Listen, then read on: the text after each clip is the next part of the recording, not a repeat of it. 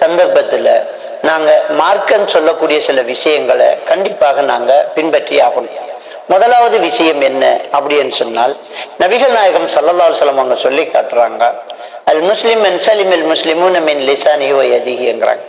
ஒரு உண்மையான முஸ்லிம் யாருன்னு சொன்னால், நபிகள் நாயகம் ஸல்லல்லாஹு அலைஹி வஸல்லம் அவங்க சொல்லி காட்டுறாங்க, மன் ஸலிம அல் முஸ்லிமூன மின் லிசானிஹி வ யதிஹி, தன்னுடைய கையினாலும் நாவினாலும் அடுத்தவனுக்கு எந்த பிரச்சனையும் வராமல் இருந்தால் அவன் தான் ஒரு உண்மையான முஸ்லிம் அப்படிங்கிறாங்க.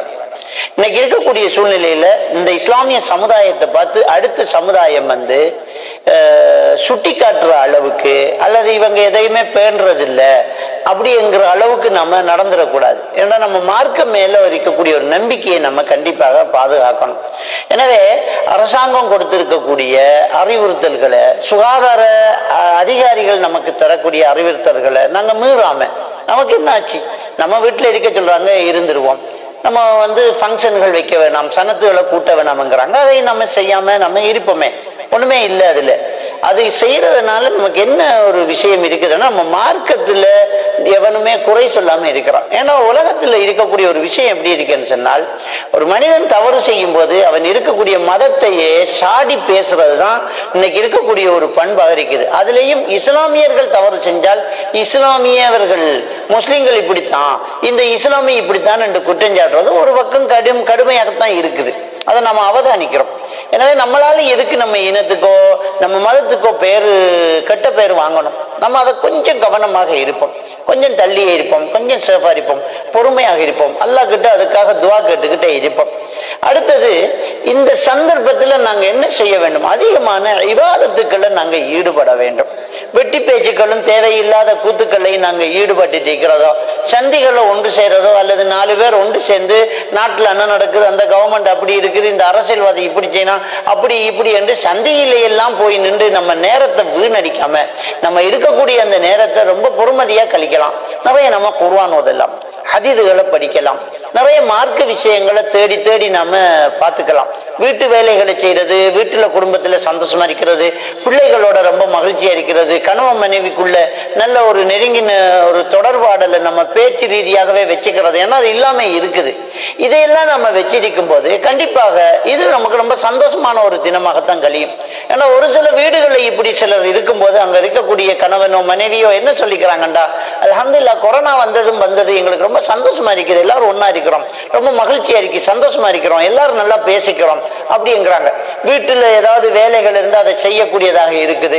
இபாதத்துக்கள் முன்பின் சுன்னத்துக்கள் எல்லாம் நம்ம நேரத்துக்கு தொழக்கூடியதா இருக்குது. பரலான தொழுகை, கடமை தொழுகையே வேலையை விட்டுட்டு தொழுகிறதுக்கு ரொம்ப பாடா நாம ஓடி திரிஞ்சு நமக்கு இப்ப முன்பின் சுன்னத்தெல்லாம் தொழுதுட்டு பரல தொழுதுட்டு அப்புறம் உட்கார்ந்துக்கிட்டு கொஞ்சம் குர்ஆன் ஓதுறதுக்கு துவா கேட்கறதுக்கு நமக்கு நேரம் இருக்குது பாருங்க. அது ரொம்ப ஒரு பொறுமதியாக இருக்கும். இந்த நேரத்தை நம்ம கவனிச்சு கொள்ளணும். ஏன்னா நேரம் ரொம்ப பொறுமதியானது. நம்ம எல்லாம் நேரம் கிடைக்கும் போது தொழுகிறவங்க இல்ல, நேரத்துக்கு தொழுகிறவங்க. அதனால நேரம் பொறுமதிங்கிறதுனாலதான் இன்னல் இன்சான லஃபீ குஸ்ர் அப்படின்னு அல்லாஹ் தஆலா சொல்லி காட்டுறான். காலத்தின் மீது சத்தியமாக, அந்த காலத்தை வீணடிக்கக்கூடிய மனிதன் நஷ்டத்துல இருக்கிறதாக அடுத்தடுத்த விஷயங்கள் அல்லாஹ் தஆலா சொல்லி காட்டுறான். இந்த காலத்தின் மீது சத்தியம் பண்ற இந்த காலத்தை நம்ம வீணாக்கிட கூடாது. நல்ல ஒரு பொழுதாக நம்ம என்ன செய்யணும், இதை கழிச்சுக்கிட்டே இருக்கணும். அடுத்த 3வது இன்னொரு முக்கியமான ஒரு விஷயம் பாருங்க. இந்த நேரத்துல நாங்க செய்ய வேண்டிய இன்னொரு முக்கியமான ஒரு விஷயம், எவ்வளவு முடியுமோ அவ்வளவு தர்மம் செய்யுங்க. நம்ம கிட்ட இருக்கும்போது அடுத்தவங்களுக்கு நம்ம கொடுக்கணும். நம்ம கொடுக்க கொடுக்க அல்லாஹ் தஆலா நமக்கு இன்னும் நிறைவே தந்துக்கிட்டே இருப்பான். ஏன்னா இந்த இக்கட்டான சூழ்நிலை, இந்த லாக்டவுன் இருக்குது இல்லையா, இந்த நேரத்துல கவர்மெண்ட் தருவான், அவன் தருவான், இவன் தருவான், நடக்கவே நடக்காதுங்க. ரொம்ப கஷ்டத்துல மனுஷன் இருந்துகிட்டே இருக்கிறான்.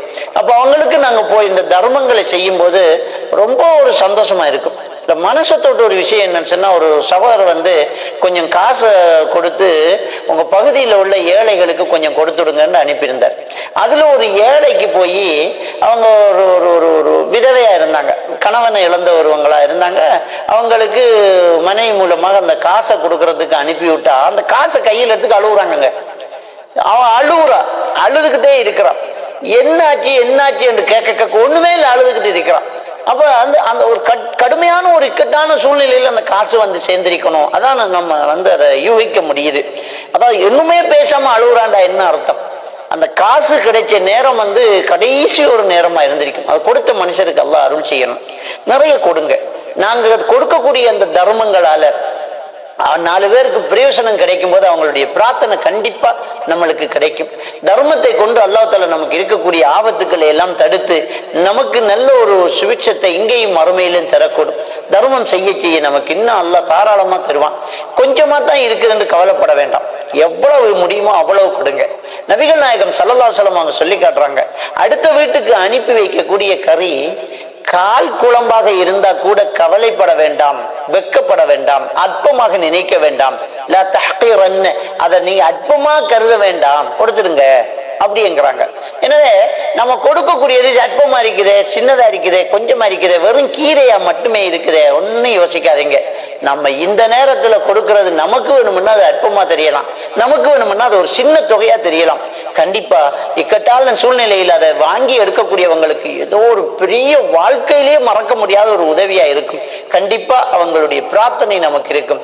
எனவே இந்த 3 விஷயங்களை நாங்க பார்த்து கொள்ள வேண்டும்.